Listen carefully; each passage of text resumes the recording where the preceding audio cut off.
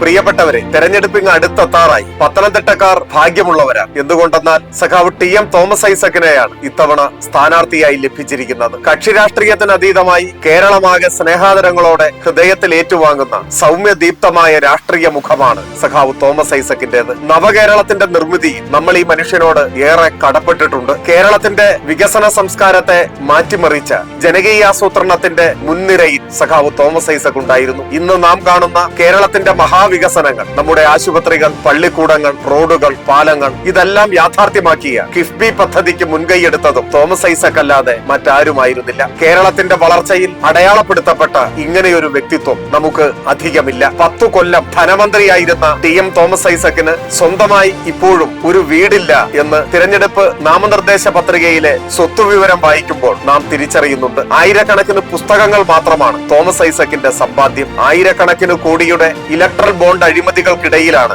സ്ഫടിക സമാനമായ സുതാര്യതയുമായി ഇങ്ങനെ ഒരു മനുഷ്യൻ നമുക്കിടയിൽ നിൽക്കുന്നത്. എഴുത്തുകാരനും ചിന്തകനും പണ്ഡിതനുമെല്ലാമായ മനുഷ്യസ്നേഹിയായ ഒരു രാഷ്ട്രീയ നേതാവ് സഖാവ് തോമസ് ഐസക്കിനെ നല്ല ഭൂരിപക്ഷത്തോടെ നിങ്ങൾ വോട്ട് ചെയ്ത് വിജയിപ്പിച്ചാൽ, പാർലമെന്റിലേക്ക് അയച്ചാൽ നമുക്ക് ഉറപ്പിക്കാനാവും നിങ്ങളുടെ ഓരോരുത്തരുടെയും സ്വന്തം കുടുംബത്തിലെ ഒരംഗം ഇന്ത്യൻ പാർലമെന്റിൽ ഉണ്ട് എന്ന് നിങ്ങൾക്ക് ഉറപ്പിക്കാനാവും. ആ അവകാശ ബോധത്തോടെ, സ്വാതന്ത്ര്യത്തോടെ, അധികാരത്തോടെ, സ്വന്തം കുടുംബത്തിലെ ഒരംഗത്തോടുള്ള ഈ വികാരങ്ങളോടെ നിങ്ങൾക്ക് തോമസ് ഐസക്കിന്റെ മുൻപാകെ നിങ്ങളുടെ ആവലാതികൾ, നിങ്ങളുടെ നാടിന്റെ വികസന പ്രശ്നങ്ങൾ എല്ലാം പരിഹാരം തേടി അദ്ദേഹത്തെ സമീപിക്കാനാവും. നമുക്കിടയിൽ ഒരാളായ ഈ കാലത്തെ നല്ല നേതാവും നല്ല മനുഷ്യനുമായ ടി.എം. തോമസ് ഐസക്കിനെ ചുറ്റിക അരിവാൾ നക്ഷത്രമടയാളത്തിൽ വോട്ടുകൾ രേഖപ്പെടുത്തി നല്ല തിളക്കമാർന്ന ഭൂരിപക്ഷത്തോടെ വിജയിപ്പിക്കണമെന്ന് പത്തനംതിട്ടയിലെ സമ്മതിദായകരോട് സ്നേഹപൂർവ്വം വിനയത്തോടെ അപേക്ഷിക്കുന്നു.